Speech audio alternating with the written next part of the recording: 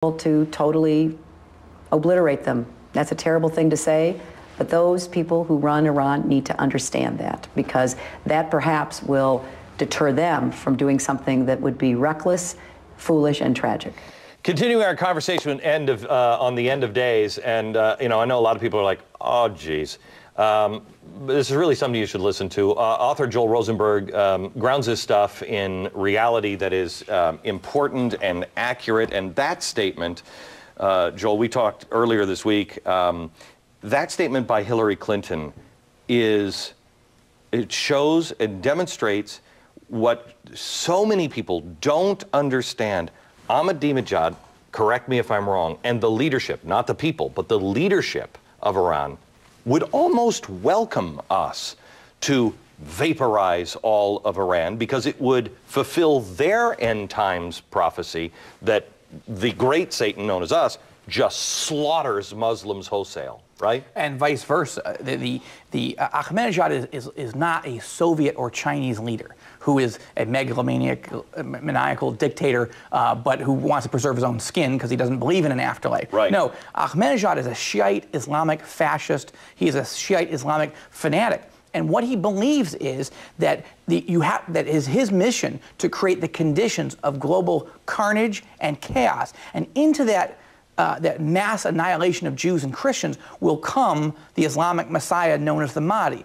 So when somebody says, look, if you nuke Israel, we'll nuke you back, first of all, he thinks, good, that would create the conditions in which the Messiah would come. I also believe he believes that he was just chosen.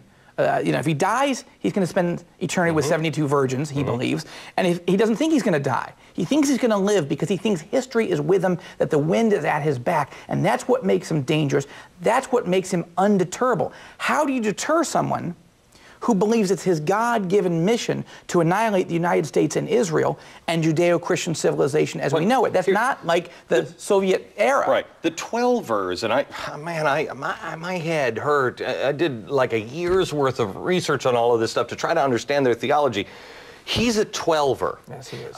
Which means that he believes in the coming of the 12th Imam. These people were so dangerous, correct me if I'm wrong, that the Ayatollah Khomeini said, kill all the 12ers, get them out. I don't want them in government. I don't want them anywhere. And they went underground for a while. Yeah, it was a cult. Yeah. And it was banned because Khomeini's belief was you create paradise on earth. Right. Ahmadinejad and the 12ers believe, no, you create chaos on earth, and then paradise comes from the sky. If I may explain this again in Christian terms, what this is we've all read about the tribulation. If you're a Christian, you've read about the tribulation.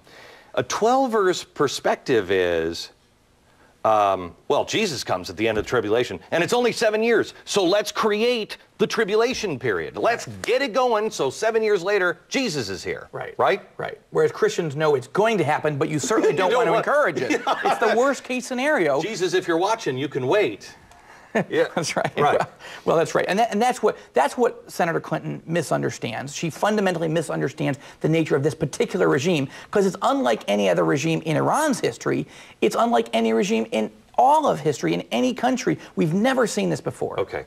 I know you have done briefings with the CIA, you've been with Pentagon, you've done briefings at the White House, you've done briefings on all levels. I mean, I've talked to Benjamin Netanyahu about you. And he has told me that he understands what we're facing. He has told me, he does. yeah, he gets it. He does. Bush gets it. I have not spoken to the president. I have had sessions with him where I've gathered the impression that he understands the role of religion here and the times that we're living in. Ronald Reagan was one of those guys. What is the percentage of people that are controlling this situation, that are involved in this situation, that actually consider this to be something they should be concerned about? Very few people in Washington have even heard of the biblical prophecies about Russia forming an alliance with Iran and Libya, the Ezekiel 38 and 39 prophecies, much less any of the other Bible prophecies that you and I have been discussing all week. And I make it clear when I get invited to speak at the Pentagon or the White House or Congress, I'm not there to persuade them of something. I really think it's important that I, who was a political guy, am not there as a lobbyist. Hey, you should believe that these are the end of days, and here's what's going to happen, and here's what you should do.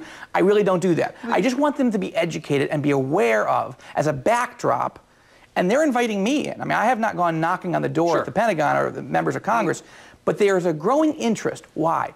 Because everyone in Washington is beginning to realize that they don't really understand what's happening in the Middle East. Events are accelerating in a way that nobody expected them to go. Condi Rice said about a year ago, and it made me break out in cold sweat when I first heard her say it. She said, what we're seeing now are birth pangs in the Middle East. That is specific language. Do you think she meant to explain what that language is implying? Where it's going? Jesus was asked on the Mount of Olives by his disciples in Israel, overlooking Jerusalem, when are you coming back and what should we be watching for? And he gave a list. He could have given a very Washington political answer. No comment, next question. But he gives a list. Wars, rumors of wars, all the things we've been talking about. But he says the wars and the terrorism, this is all the birth pangs. These are the beginnings of what's coming. Just as my wife has had 4 children, you know, you can see as you get closer, the contractions and get more intense and closer together. That's what we're seeing. Now, she is an evangelical Christian. I have no idea if Secretary Rice has an interest in Bible prophecy. I don't know whether she planned to use that language in the context of the Middle East, but boy, it really was evocative of exactly what Jesus said would happen. You said a minute ago, you know, that you're not going up the hill and you're trying to campaign for it or anything like that. I don't know if nobody knows if we're living in the end times. I personally, to be real frank with you, I think my kids will be here. I don't know if I will be, but I think my kids will be here.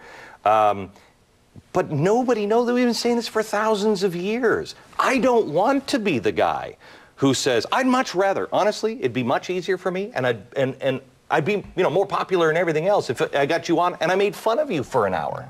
Do you want to be the guy who says, hey, pay attention, this could be something you should watch? I didn't, but, and that's why I began writing novels. I didn't think anyone would take this seriously if I just wrote a nonfiction book and said, this is what it is. So I wrote novels. They have started to come true. People have shown interest. Right. That's where I am. They are absolutely phenomenal. The latest is Dead Heat by Joel Rosenberg. Grab it. More right around the corner. Stick around.